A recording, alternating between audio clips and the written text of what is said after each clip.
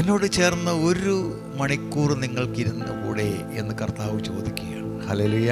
രാവിലെ മുതൽ വൈകുന്നേരം വരെ പാട്ടും പ്രാർത്ഥനയും രോഗശാന്തി ശുശ്രൂഷയും 5 അപ്പം കൊണ്ട് 5000 പേർക്ക് സമൃദ്ധമായ ഭക്ഷണം കൊടുത്ത ശേഷം എവിടെയെങ്കിലും ഒന്ന് കിടന്ന് ഉറങ്ങാനല്ല കർത്താവ് തീരുമാനിച്ചത്. അവർ ശിഷ്യന്മാരെ പറഞ്ഞയച്ച ശേഷം പ്രാർത്ഥിപ്പാൻ എവിടെ പോയി?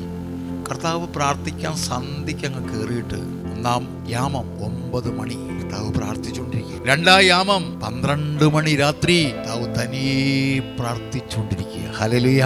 3-ാം യാമം 3 മണി ഇപ്പോഴും കർത്താവ് മലയിൽ തനിയെ പ്രാർത്ഥിച്ചു. 4-ാം യാമം ഹല്ലേലൂയ നേരം വെളുക്കുന്നത് വരെ, രാവിലെ മുതൽ വൈകുന്നേരം വരെ വിശ്രമം കിട്ടിയിട്ടില്ല. എന്നാൽ രാത്രി മുഴുവൻ ഇരുന്ന് പ്രാർത്ഥിക്കുന്ന യേശു ഹല്ലേലൂയ തനിയെ ഇരുന്ന് പ്രാർത്ഥിക്കുന്ന ഒരു സ്വഭാവം വളർത്തിയെടുക്കുക. ഹല്ലേലൂയ.